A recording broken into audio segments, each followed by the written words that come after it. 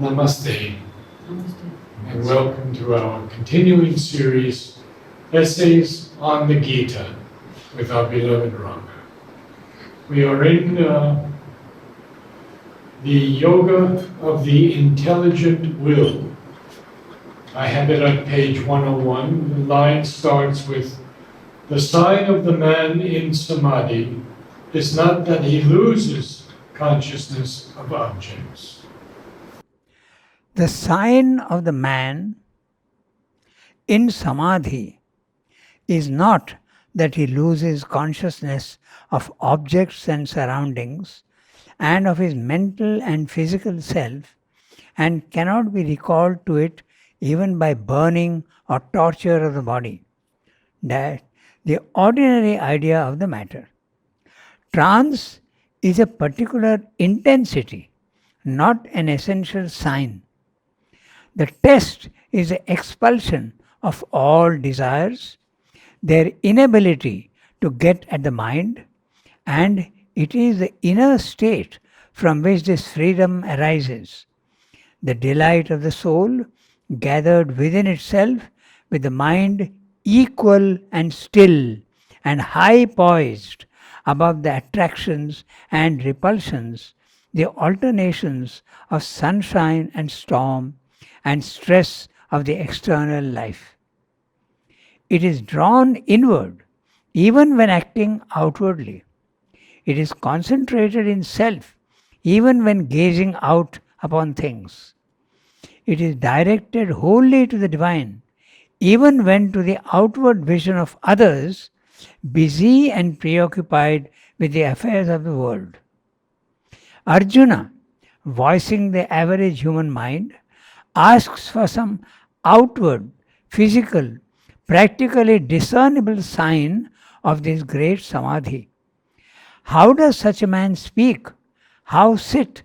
How walk? No such signs can be given, nor does the teacher attempt to supply them. For the only possible test of its possession is inward, and that there are plenty of hostile psychological forces to apply. Equality is a great stamp of the liberated soul, and of that equality, even the most discernible signs are still subjective. A man with mind untroubled by sorrows, who has done with desire for pleasures, from whom liking and wrath and fear have passed away, such is the sage whose understanding has become founded in stability. He is, without the triple action of the qualities of Prakriti, without the dualities, ever based in his true being, without getting or having, possessed of his self. For what gettings and havings has the free soul? Once we are possessed of the self, we are in possession of all things. Beautiful. This needs some explaining. Okay. Especially the first part. I'm not quite clear with that. Uh-huh. The sign of the man in Samadhi is not that he loses consciousness of objects and surroundings and of his mental and physical self and cannot be recalled to it even by burning or torture of the body. So what does that mean? The normal idea in India is Samadhi means you have completely lost the consciousness of the physical world, not even of your body. You have gone so deep inside that even when the body is hit or tortured, the soul is not going to come back immediately because it's gone very far away. That's a normal idea. So even by torture and burning also, it will not come back. In fact, in India we have a saying, when a person dies, actually death, they don't say, if he is a spiritual man, they don't say he is dead. They say he is in Samadhi. So there's a shade of that in this. Yes. So, he is not going to come back into his body. But the heart is beating, okay? And the circulation is going on. Everything is there. the kidneys are functioning, but he is not aware of the body. So that's why they say that. This is Srinath is not saying this, it's a general idea. That samadhi means you are deep inside, not here in a body-mind life, but deep inside some inner being. So that's the ordinary idea of the matter. Trance is a particular intensity. It is not an essential sign. It's not a sign that his consciousness has gone deep inside. You may be even sitting and sleeping. So the external sign is he is not aware of the physical world. But that's not a sign of the samadhi. He may just be sleeping. So that's what he is mentioning here. Trance is a particular intensity, not the essential sign. Clear? Now it's okay? Now Yes, it's clear. very clear. So, the test is the expulsion of all desires. That's right. A man in samadhi, there are no external signs, but the internal signs are that he is free of all desire. Okay? Expulsion of all desires. Their inability to get at the mind. Could you explain that? Yeah. There means the desires. Yes. That's The right. inability of the desires to get in the mind. Into the mind. It won't affect you. Even if desires are there, they won't affect you. It's just like a duck's back. The water goes and it doesn't enter into you. Or like the lotus leaf. It's in water but never gets affected. So you are living in a surrounding. Suppose you are in the midst of, you are at a dinner table with all the delicacies are there. But there is no desire. Normal human beings will get desire. Oh, I want that. I don't want this. Desires are affecting the mind. But when you are in a samadhi, waking samadhi, nothing is going to bother you. It's not affecting you at all. You are absolutely untroubled. That's what he means. Their inability to get at the mind, he is only saying mind, but also the vital. Okay, there. Yeah, that's what I thought. Because he's talking of desires. Yeah. And it is the inner state from which the freedom arises. Freedom from what? Freedom from attachment and freedom from desire. That is freedom. And still and high poised. Now that's interesting. Still means without any movement. The mind, there is no movement at all in the mind. And high poised. This high poised is a word used in the Gita, kutastha, seated on the summit. So he is seated on the summit of consciousness and is looking down at his own body-mind life. That is a sign of samadhi. Okay, so seated and high poised above the attractions and repulsions, the alternations of sunshine and storm, and stress of the external life. So external life, sometimes there are anxieties, there are problems which you have to deal with. You get disturbed. You will not get disturbed by all these things. There was one particular incident which I will tell, then you will see that what it means. This person was in the nursing home and she didn't want to be there. She what? She did not want to be there in the nursing home. Oh, I don't like the atmosphere. I want to go home. I don't like this. I don't like that. Then one day after 3-4 days when I went, she said, it doesn't matter at all. Don't make any arrangements for me to go home. I'm fine. So I said, what happened? No, all these things have absolutely no importance at all. I'm absolutely calm and quiet. So that is a condition of being in a desireless state. And She had that realization. Yeah, for a short while. I asked her, how long did it last? And she said, several hours. So it can last for several hours. It can last for 6 months. It can become permanent. But it never becomes permanent the first time. It's only an experience. And then the experience goes on repeating itself until it is finally stabilized. And now you cannot come down anymore. So when Sri Aurobindo says that he has achieved the overmind, now his consciousness just cannot come down below that. It is stabilized there. So that's what is meant by permanent. So So he is now, you become Trigunatita. Somebody is talking about that. The three gunas of nature, the three modes of nature, sattva, rajas, tamas, you are above that. Nothing is going to bother you. Neither the body's demands, nor the vital cravings, nor the mental mind's preferences and attractions to ideas and repulsions of certain ideas. Nothing. Nothing is bothering you. Absolutely calm and quiet. That's what he's saying. High poised. Okay. Sunshine and storm and stress of external life. Okay. So we all undergo stress of some time or other.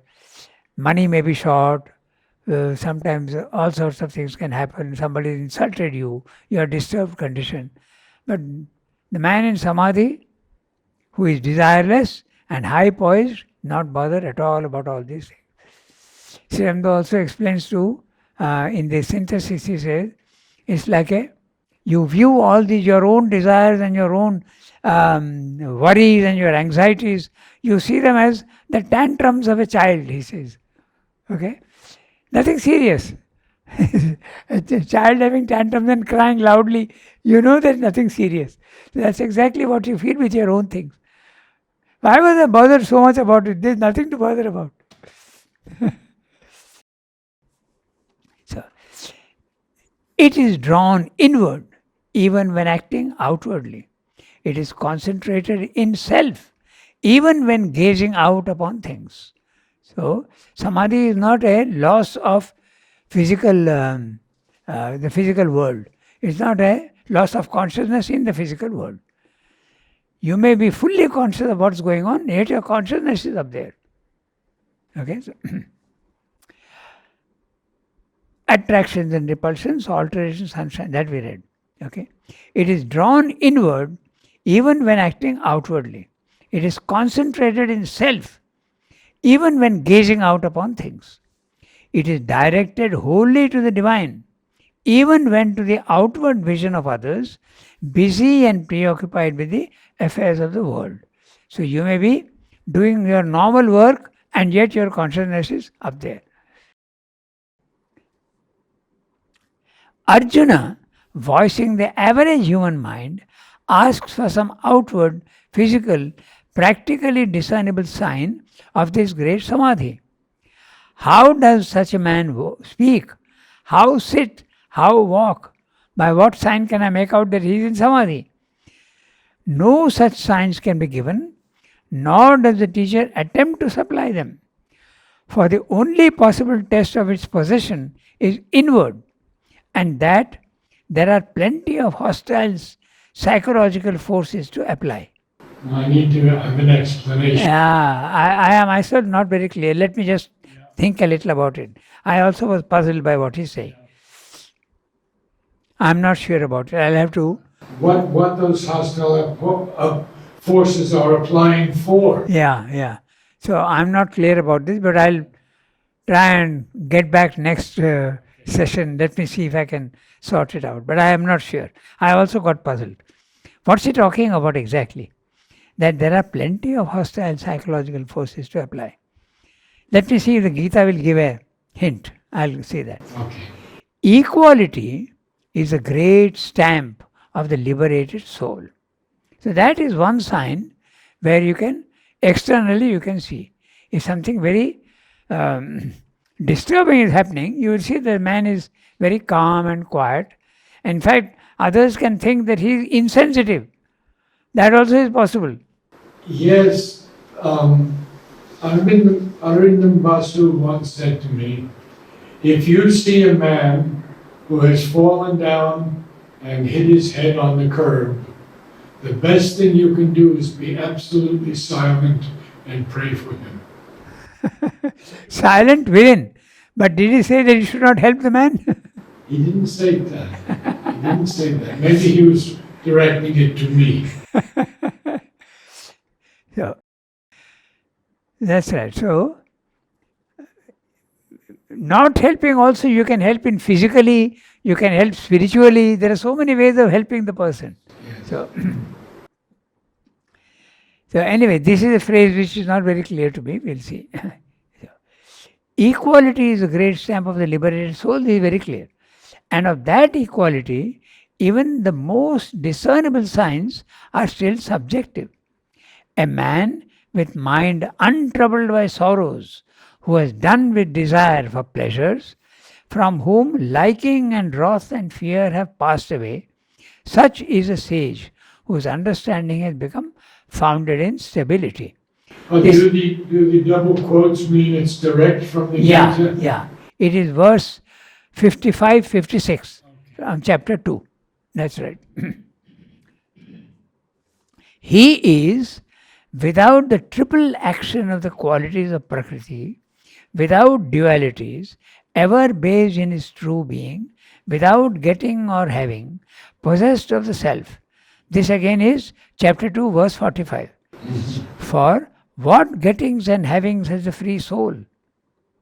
Once we are possessed of the self, we are in possession of all things. Things may come and things may go, but it leaves you absolutely untouched. That's what he's saying. Once we have How close is that to samatha? samatha is equality, same thing. Yeah. Same, identical. Yeah. Sama means equal to pleasure, pain. Okay, sorrow, happiness. You are unmoved. You are absolutely calm and quiet. When we discuss this in school with the children, they say, but then if you are not affected and there is no happiness and there is no sorrow and all that, then life is going to be very dull and very homogeneous and very monotonous. So then the answer is that yes, a time does come when life becomes monotonous. Because when you have given up your desires, earlier the interest in life was satisfying your desires. But now you have given up your desires and the new consciousness has not yet come in. So it's like the desert. You have to pass through the desert. There is a period when you lose interest in life also. Any number of letters telling Mother Sriramdo that life has become tasteless. Kemi used to tell me this all the time. She would say it dry. Jyoti Priya also. Dry periods. Very dry. Yeah. So that is the period. It's like a cup of dirty water. You have to throw that dirty water away, and before you fill with the pure water, there's a gap. And that gap is this period of difficulty. Life becomes tasteless. But you have to be very patient. So when these are told to people used to tell him though, he said, a very good condition. It's a very good condition to be in. Very good Condition. Yeah, psychological condition is very good. On the other hand, you are complaining that life is very dull. How do the children react to your answer? It's difficult for the children, or Mixed. Huh? Yeah. it's not easy for them to understand that. So, for all gettings and havings, there is a free soul. One. Next para. Yeah. And yet, he does not cease from work and action. There is the originality and power of the Gita that having affirmed this static condition, the superiority to nature, this emptiness, even of all that constitutes ordinarily the action of nature for the liberated soul, it is still able to vindicate for it, to enjoin on it even the continuance of works, and thus avoid the great defect of the merely quietistic and ascetic philosophies. I'll read the whole para, then we come back. The defect from which we find them today attempting to escape. The defect from which we find them today attempting to escape. Thou hast a right to action, but only to action, never to its fruits. Let not the fruits of thy works be thy motive, neither let there be in thee any attachment to inactivity. Therefore, It is not the works practiced with desire by the Vedavadins. It is not the claim for the satisfaction of the restless and energetic mind by constant activity, the claim made by the practical or the kinetic man, which is here enjoined. Do the works, but fixed in yoga, do thy actions. Having abandoned attachment, having become equal in failure and success, for it is equality that is meant by yoga. Action is distressed by the choice between a relative good and evil, the fear of sin, and the difficult endeavor towards virtue. Now, Sripta is asking a question. Okay? He's saying, he is raising an objection to this condition. Gita is saying, fixed in yoga, do thy actions. Having abandoned attachment, having become equal in failure and success. For it is equality that is meant by yoga. Okay? Now he is asking a question. Action is distressed by the choice between a relative good and evil, the fear of sin, which is Arjuna's problem, the fear of sin, and the difficult endeavor towards virtue. So he is asking a question. But the liberated who has united his reason and will, do we understand the question? It's interesting. So he's saying, then should we not choose between a relative good and evil? He's saying, be absolutely calm and quiet. But then don't we choose between good and evil? That's a question being asked. And the answer has to be yes. So that's what the answer is coming now. But the liberated who has united his reason and will with the divine casts away from him, even here in the world of dualities, both doing good and evil, both good doing and evil doing.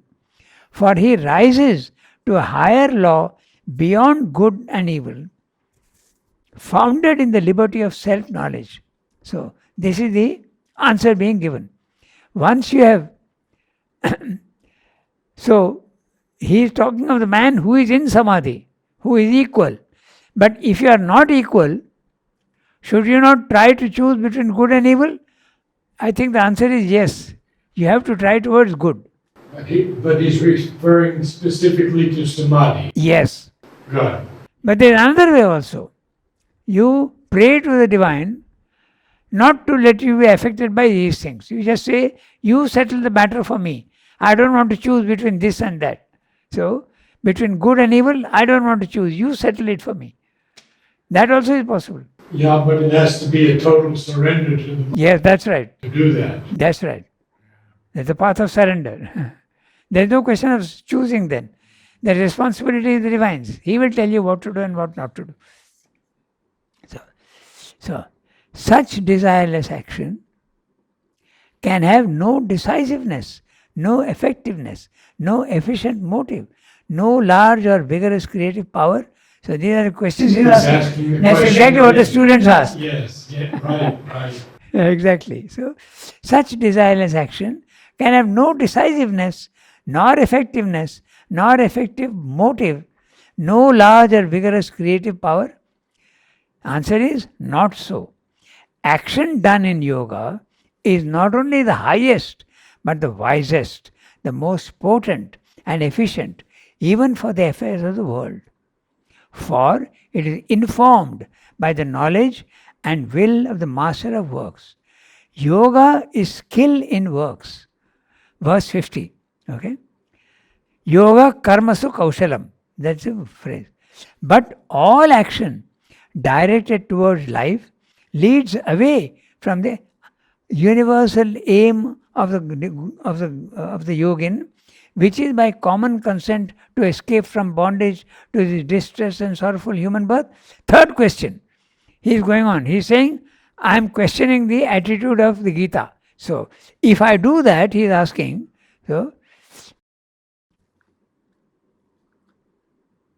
that he has asked. Then the answer is not so.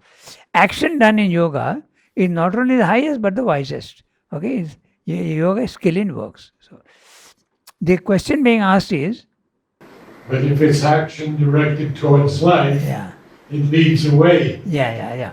But all action directed towards life leads away from the universal aim of the yogin.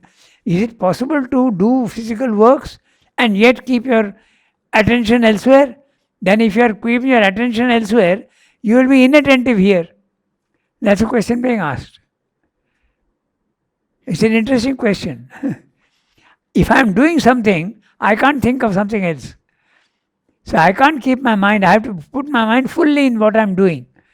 But it's a question of the experience of self will tell you, no, it's possible to do it. Because one has to become multifaceted. Yes, that's right. Okay, so the strange thing is you can do two things only when you are concentrated and single faceted, not multifaceted.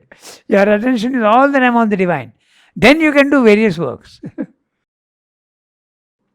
So, but all action directed towards life leads away from the universal aim of the yogin, which is by common consent to escape from the bondage to this distressed and sorrowful human birth. Not so again. Either the sages who do works without desire for fruits and in yoga with the divine are liberated from the bondage of birth and reach that other perfect status in which there are none of the maladies which afflict the mind and life of a suffering humanity. Now, this is very interesting because the status he reaches is a Brahmic condition. You enter into the Brahmic consciousness. And what is that? Let's again just be clear about it. You are in a consciousness which is no thought, absolutely immutable, and you are absolutely immune to all the desires and all the forces that are coming. They leave you absolutely cool and calm and without being affected at all. That's a Brahmic condition. And how does that differ from samadhi? No, it is basically the same. Okay. Because it's samadhi, dhi is the mind, and it is equality. So, sama means equal, sama, and dhi is the mind. So, equality in mind is samadhi. The status he reaches is the Brahmic condition. He gets to firm standing in the Brahman. Brahmi sthiti. It's a reversal of the whole view, experience, knowledge, values, seeings of earthbound creatures. It's very interesting. He's using the word reversal of consciousness. Mother always says that. She explains reversal of consciousness. She says it's like cutting a ball and making the inside come out without cutting the ball. Is the inside comes out and the outside goes in, but without cutting the ball. It's very interesting. I'd like to share an experience of Mary Helen with Mother. She's attending this group, and there's a huge building there. And suddenly they realize that Mother is with them. And Mother takes a cloth, and she says it's like a carpet. And all you have to do is turn it like that. That's it. The inside becomes more real than the outside. Yes. That is the Brahmic condition. Normally our attention is 90% outwards. We are more aware of what's happening in the physical world than what's happening within us. But it has to be the opposite. That becomes more real than the physical world. So the reversal of consciousness. It's a reversal of the whole view, experience, knowledge, values, seeing of earthbound creatures. This life of the dualities, which is to them their day, their waking, their consciousness, their bright condition of activity and knowledge, is to him a night, a troubled sleep and darkness of the soul. There is a very interesting paragraph, okay? I'll read it out in Sanskrit also, very interesting. That higher being, which is to them a night, a sleep in which all knowledge and will cease, is to the self-mastering sage, he is waking, his luminous day of true being, knowledge and power. I'll finish the para. They are troubled and muddy waters, disturbed by every little inrush of desire. He is an ocean of wide being and consciousness, which is ever being filled, yet ever motionless in its large poise of the soul. These are all beautiful images in the Gita. We'll discuss them. All the desires of the world enter into him as waters into the sea, yet he has no desire nor is troubled. For while they are filled with the troubling sense of ego and mine and thine, he is one with the self in, he is one with the one self in all and has no I or mine. He acts as others, but he has abandoned all desires and their longings. He attains to the great peace and is not bewildered by the show of things. He has extinguished his individual ego in the one, lives in that unity, and fixed in that status at his end, can attain to extinction in the Brahman, Nirvana. Not the negative self annihilation of the Buddhists, but the great emergence of the separate personal self into the vast reality of the one infinite impersonal existence. There are beautiful images here. So, in the Gita, the condition of the man who is absolutely in samadhi is given as the river is entering the sea. But the river is the ego of the man and is entering the vast consciousness in the universe. There is no more river in the sea. It becomes one with the sea. So, no more sign of any ego at all. So, the sea remains the same. Whatever is coming and entering into it, it remains always the same. It's not bothered by all these things rushing into it. So that's the image given in the Gita. Then the other one is even better. Okay, it goes like this. Okay, what is to the normal man, the divine is for him the darkness. So it is night for him. For him, the waking life is a day, and the divine is darkness for him. So it is night. But the man who is awake in the samadhi, he is fully conscious there, and the world is a night for him of ignorance. In fact, this is also what Gurdjieff, that Russian Blavatsky's guru, theosopher. He was Russian, but he went to London and he was operating from there. Uspensky and others were his disciples. So he says the same thing. He says what we see is waking is actually sleep. When we are in that consciousness, that is the real waking, this becomes a sleep. Exactly the same thing. So the phrase goes like this. Ya nisha sarva bhutanam tasyam jagrati samyami yasyam jagrati bhutani sa nisha pashyato mune. I just translate it. That which is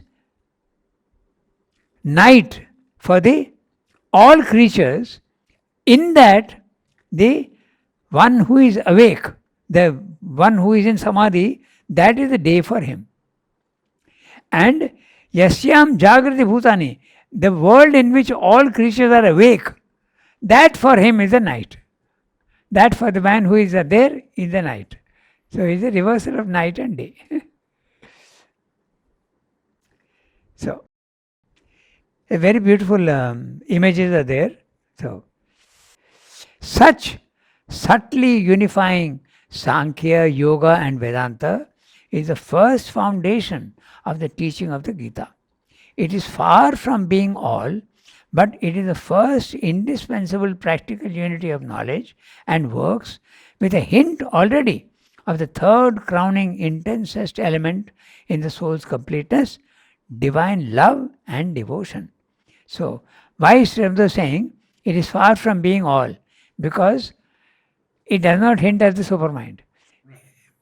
It does not. It is hinting at the supermind. It's spoken about the Purushottama, the third level, which is the supermind. But the descent of supermind in the world is not spoken of in the Gita. So that's what Sri Aurobindo says. It stops short. Maybe the time was not ripe, because everything there has to be a time. And the world conditions must be ready to receive it. It's very clear. If the world conditions are not ready, it will not manifest itself properly. Just best example is Leonardo da Vinci thought of aeroplanes. But they could not do it in the physical world. It took 400 years after that to get, because we had not discovered the laws of the movement of wind. Okay, we had not discovered the light metals, synthetic materials by which to build. All these things were not there. So the world conditions, when they are ready, it will happen. Some people have asked me, did Mother and Sri Aurobindo come too soon? Now, that's exactly the thing. Mother did the work right up to the stage where it was possible. But the world conditions are not ready.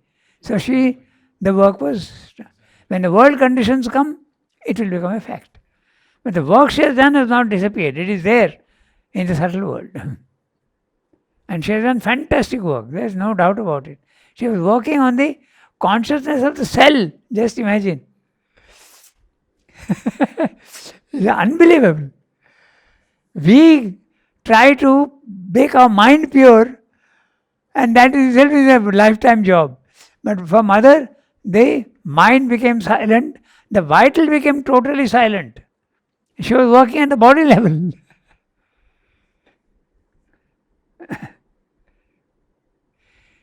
She says in one place in the agenda, she says, Le matal se parti, le vitarusi se parti. That means it's gone. There is no mind and there is no vital. She is working on the consciousness of the body. Unbelievable. So, But science is now saying that there is a consciousness in the cells. yes, Science has accepted that. absolutely. So we did the last para. Yeah. Such subtly unifying Sankhya, Yoga and Vedanta. So, unifying Sankhya, okay, that is the yoga of the intelligent will, okay, yoga, karma yoga, and Vedanta, okay, is the Vedanta includes also the Gita, okay, the Vedanta also includes Bhakti Yoga. That's what he's saying, is the first foundation of the teaching of the Gita. It is far from being all, but it is the first indispensable practical unity of knowledge and works, with a hint already of the third crowning intensest element in the soul's completeness, divine love and devotion. So divine love and devotion is the concept of the Purushottama. The concept of the Purushottama is this special contribution of the Gita. In the Upanishads, it is there, but not with such clarity. The three levels, the mutable consciousness, at our level, the psychic is mutating. It grows. Then the immutable consciousness, the Akshara consciousness, and finally the Purushottama, where all the things are there. Love, devotion, personal, impersonal, all these things are there at the third level. So that is the Gita's contribution. But does not speak about the descent of the super mind to change the world condition here, take it to the next level of evolution. That the Gita does not speak of. But it may well be that it wasn't the time. Exactly. That's what Srimad also hints. So we go over the next, the status Yeah, he reaches. yeah, okay. Quickly we'll do that. The status he reaches is a Brahmic condition. So we have discussed that it's a self.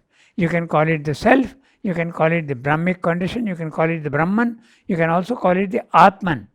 Atman is a soul, the soul consciousness, which is static. It is static, featureless, outside time and space. Okay? He gets to firm standing in the Brahman, Brahmi Sthiti. It is a reversal of the whole view, experience, knowledge, values, seeings of earthbound creatures. It is a reversal of the seeings of earthbound creatures. The way they see the physical world, now it's not like that. Earthbound creatures include animals and human beings. So they are seeing the physical world as real. That man does not see the physical world as real as the other one. His inner consciousness is far more real to him. This life of the dualities, which is to them their day, their waking, their consciousness, their bright condition of activity and knowledge, is to him a night. It is night, darkness for him. A troubled sleep and darkness of the soul. That's the one we read just now, that Yanisha Sarva Bhutanam. That higher being, which is to them a night, a sleep in which all knowledge and will cease, is to the self-mastering sage his waking, his luminous day of true being, knowledge and power. So, for the normal man, the divine is dark, it is the night. And for the man who is living in the divine, the physical world is night. Because it's the darkness of ignorance. They are troubled. They, who? The earthbound creatures. They are troubled and muddy waters disturbed by every little inrush of desire. He, on the contrary, is an ocean of wide being and consciousness, which is ever being filled, yet ever motionless in his large poise of his soul. This is the everything is entering into him, but leaves him absolutely unruffled. Okay, so all the desires of the world enter into him as waters into the sea, yet he has no desire nor is troubled. The way the Gita puts it is, you must become absolutely immune to the external touches from the world. Hot, cold, desires, attractions, repulsions, insult, honor, all these things that come from you, you are absolutely calm and quiet. That's the Bahya Sparsha. They speak of Bahya Sparsha, the outward touches. And Sriyamda used to practice this even physically. The physically hot, cold also he used to practice this. He used to walk on the hot summer terrace without sandals to stand the heat, to see how much he could stand the heat. I can tell you it's very hot because my terrace also, when it's summer, in June, July, August, very hot it becomes. Then your legs will burn if you go barefooted. He used to practice that. Physically, I'm not saying he didn't practice others. That was very obviously he did. But even physically he was doing that.